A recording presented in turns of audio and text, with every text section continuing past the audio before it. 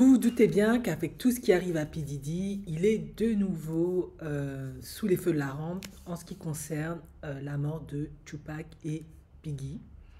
Tupac, hein, pour faire très simple, à l'époque, il était très proche de Diddy.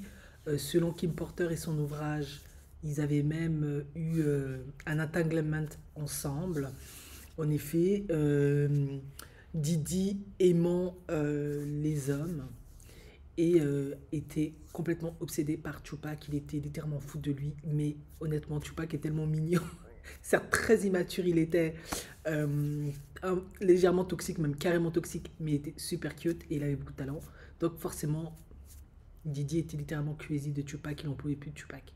Sauf que un jour, lorsque Tupac est parti au studio de Didi pour enregistrer quelque chose, il s'est fait voler et agresser et Tupac a été juré mordicus que c'était Didi et Bad Boy Records parce que P. Diddy c'est Bad Boy Records.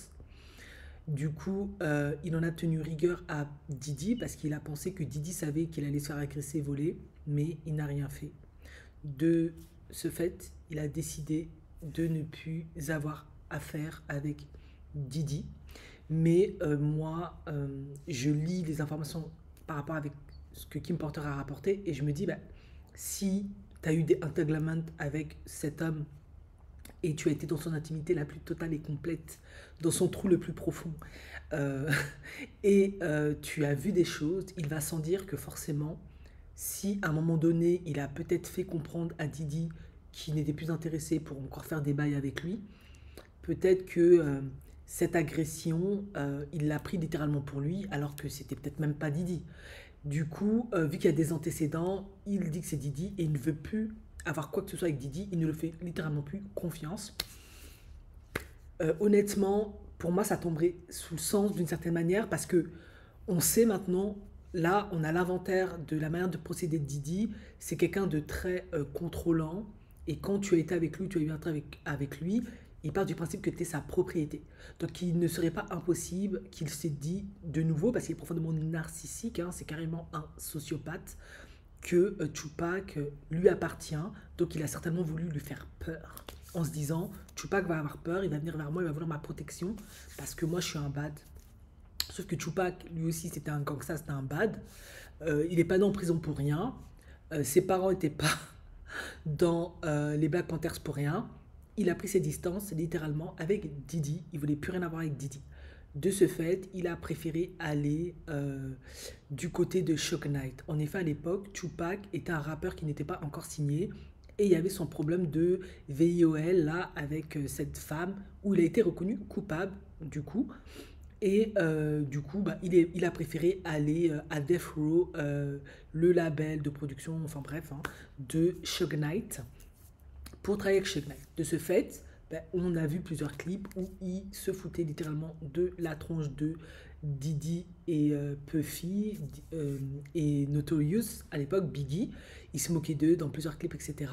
Du coup, ça n'a fait que enfler les conflits, etc. Comme Didi, ben, c'est quelqu'un qui a un ego profondément démesuré, et je ne cesserai jamais de le répéter, il est profondément narcissique. Les personnes narcissiques n'ont jamais tort, ils ne veulent jamais les attaquer. C'est des gens profondément immatures, ils aiment contrôler, ils aiment que tout tourne autour d'eux, et ils aiment surtout pas avoir une réputation altérée. Donc vous vous doutez bien que si Tupac quitte Didi pour aller avec Suge Knight dans un autre label, et en plus se fout de lui, Didi va mal le prendre, et qui plus est, avec Death Row, Tupac n'arrêtait pas de décrocher hit sur hit, succès sur succès. Alors là, de quoi faire complètement friser Didi. Du coup, Didi, hein, je la fais courte. Qu'est-ce que lui a fait? Parce qu'il était affilié à un gang de l'époque. Et d'ailleurs, selon les FBI, mais ça c'est la prochaine vidéo, ce gang est toujours d'actualité. Il a sollicité un membre pour aller voler la chaîne de Tupac afin que Biggie ou un de ses artistes, pour encore plus se montrer qu'on vous a bien mis par derrière au sens propre comme au sens figuré, euh, il va porter la chaîne dans un des clips. Et du coup, ce jeune homme est parti molester Tupac lors de la sortie de à la fin du match il me semble que c'était Mike Tyson à l'époque, hein, je crois que c'était ça, ou Mohamed Ali, je ne sais plus. Et du coup, il me semble que la chaîne a été volée, je ne sais plus trop. Quoi qu'il en soit, Tupac, ou peu importe, je sais pas si elle a été volée ou pas, mais c'est pas sûr, je me rappelle plus trop. Tupac s'est pas laissé faire forcément, il s'en est suivi une altercation, il a tabassé le gars, etc. etc. Du coup, ben, l'information est montée aux oreilles de Tupac que c'était Didi et Bad Boys Records et leur gang qui avaient créé cette embrouille, cette altercation-là, afin de lui voler sa chaîne pour pouvoir bien le narguer dans leur clip. De ce fait, ben, Tupac a décidé de ne pas se laisser faire, de riposter, etc. Et on va survoler tous les détails. C'est là où, quelques temps après, Tupac s'est fait tirer dessus lorsqu'il est descendu d'un studio d'enregistrement. Et Suge Knight a été touché. Mais enfin, tout s'enchaînait pour que ça soit Didi, pardon, sauf que Didi ne l'a pas fait de sa main. Il a mandaté quelqu'un du gang. D'ailleurs, vous pouvez vous retrouver des documentaires, je crois que c'était l'année dernière ou il y a 2 ans, je ne sais plus. Ce membre du gang a été arrêté. Il a avoué que c'était lui qui a en effet tué Tupac. Bon, je ne sais pas si ça c'est parti vraiment dans les médias, etc. Mais selon eux, le meurtre de Tupac a été résolu. Lui, il a été arrêté. Il a affirmé que c'était lui qui avait commandité. Et d'ailleurs, si mes souvenirs sont bons, vous vous doutez que j'ai parfois il y a tellement d'informations que après je suis pas non plus une experte du hip-hop et du rap, hein. Mais lui a effectivement parlé de ce moment-là, de ce match, etc., etc., et que il était en complicité avec ce gamin. Voilà, eux là, les deux, je crois que c'était son neveu ou quelque chose. Voilà, il y avait un truc comme ça, et effectivement, il a admis que c'était lui. Cependant, il n'a pas mentionné Didi, ce qui peut se comprendre, parce que s'il s'avère que c'était vraiment Didi, Didi, bah, à l'époque, hein, il n'était pas dans sa chute. Il a suffisamment de bras longs pour aller t'allonger dans la prison. Et qui sait, peut-être que Didi lui a donné quelque chose, on ne sait pas, pour que finalement il se dénonce après autant d'années. Bref, pour Didi, on ne sait pas. Mais ce ne serait pas impossible que Didi soit responsable euh, de la mort de Tupac, d'autant plus que, comme Didi, selon Kim Porter, il a eu quelque chose avec Tupac. Tupac avait la langue tellement lacérée et pendue que il aurait été capable, lors d'une chanson, de faire une allusion. Après, vous allez me dire, ouais, mais il risque de se griller. Bon, après, ça reste un rappeur, hein. Il a l'art de manier les mots, donc il aurait tourné la chose de manière à ce que on ne pense pas que lui, il a fait des bails avec Tupac. On sait que les rappeurs doivent montrer une certaine virilité, une certaine masculinité, et forcément, ça ne va pas avec... en tout cas, à l'époque, c'était comme ça. Maintenant, ça a quand même un peu plus changé, on va dire, hein. Ça ne s'apprêtait pas à aimer les hommes. Vous avez compris. Maintenant, quel est le lien avec la mort de Biggie Small? Pourquoi les gens pensent que... en tout cas, ça, c'est Rolling Stone, dans leur article. Ils n'ont pas dit que c'était lui. Mais voilà. Beaucoup de gens pensent qu'il peut être derrière Biggie Small. C'est vrai que ça peut paraître surprenant parce qu'il était très proche de Biggie Small. Il a toujours été aux côtés de Biggie Small. Mais selon Kim Porter, Tupac couchait avec Biggie Small, l'escroquer aussi un peu financièrement.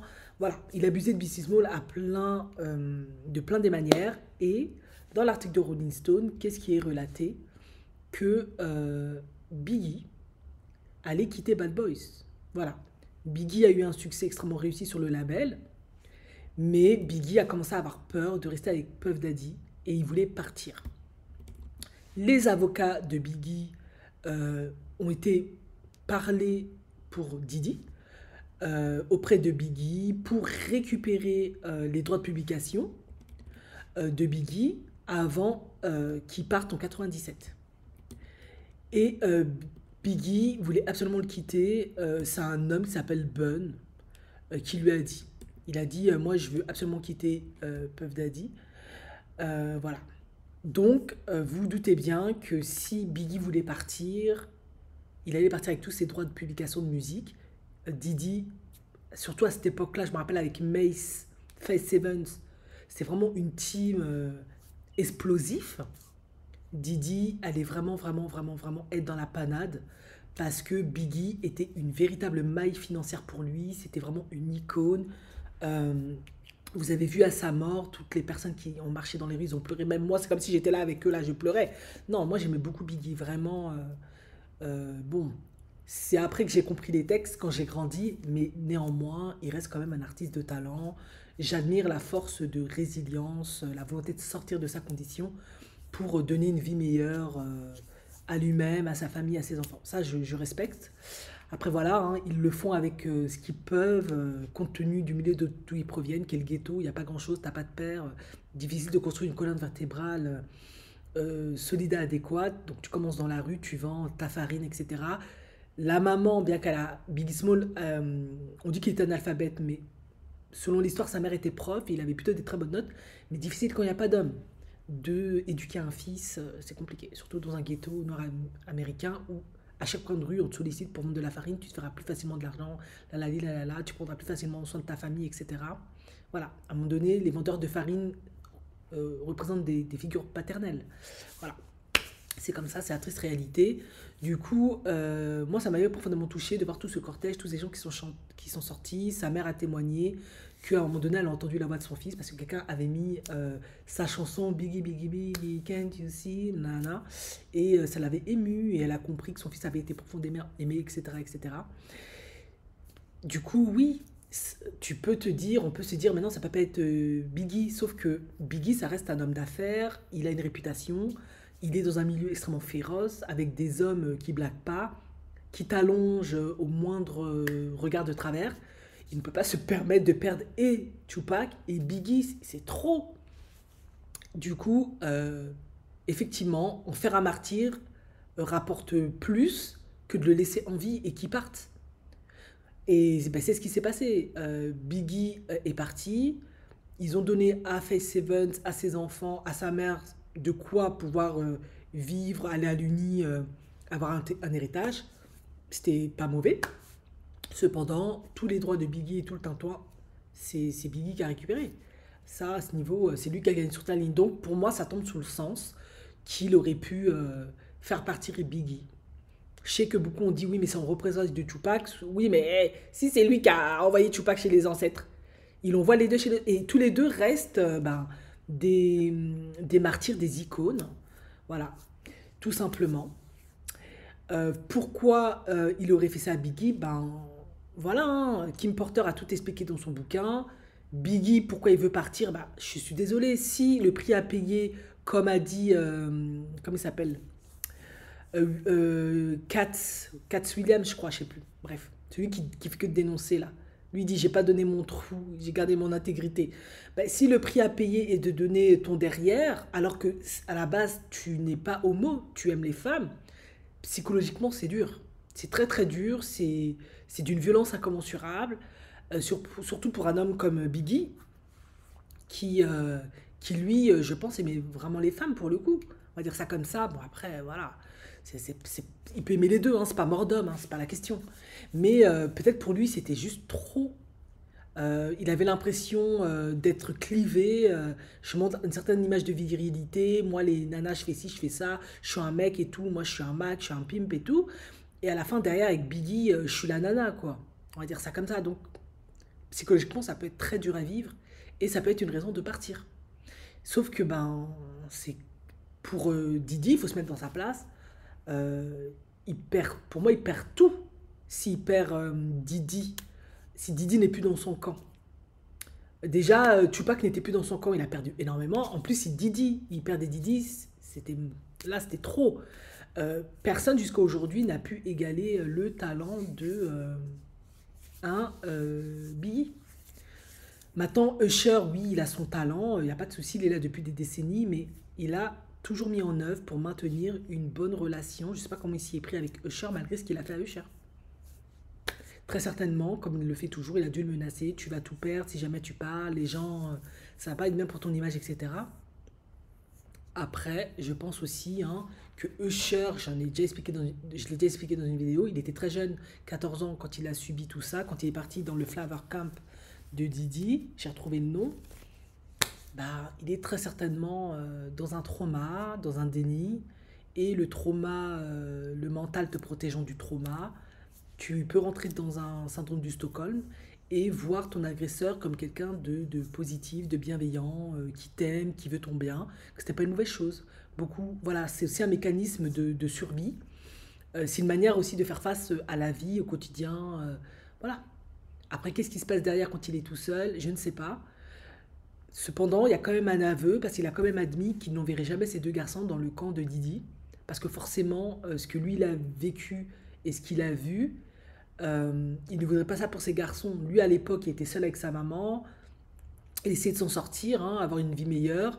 Il a, il a fait ce sacrifice-là, on va dire. Maintenant, il peut donner une meilleure vie à ses enfants. Donc, forcément, si ses enfants peuvent avoir du succès autrement, ben, il a raison de ne pas les envoyer là-bas. C'est compliqué, parfois, les relations entre abuseurs et abusés. C'est très très compliqué. Il y a un conflit de loyauté, il y a beaucoup beaucoup de choses.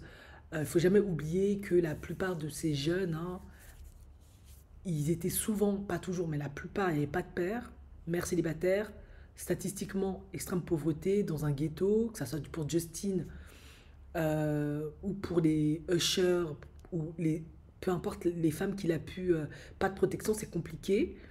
Du coup, quand tu regardes derrière, Rihanna pareil, hein, elle c'était Jay-Z, mais quand tu regardes derrière, t'as quoi? Ben rien, c'est la pauvreté, le ghetto, le néant. Statistiquement, t'es noir, bah, tu vas pas finir tes études, tu vas finir en prison, au cimetière, ou soit dans la prostitution, soit vendeur d'enfants. Il y a peu de perspectives. Donc, ben, difficile de te retourner contre ton bienfaiteur, en sachant qu'il n'est pas le seul. Donc si toi, tu te retournes contre P. Diddy, t'as intérêt à être comme Cassie, t'es sûr que tu vas plus revenir. Voilà, t'es sûr que tu vas plus revenir, tu vas faire tes gamins, tu vas rester là où t'es, tu vas plus revenir. Parce que si tu sais que tu aimes bien rester dans l'industrie, parce qu'il y a quand même des trucs sympas, bah, si Didi, tu le grilles, bah, tous les autres qui sont au courant, qui ont soutenu Didi, qui ont peut-être participé, qui ont peut-être fait des trucs avec toi, bah, eux qui sont dans l'ombre, qu'on ne connaît pas encore, ils vont pas te louper. Donc c'est compliqué. Est-ce que ils sont prêts à tout perdre? Je pense pas. C'est vraiment compliqué.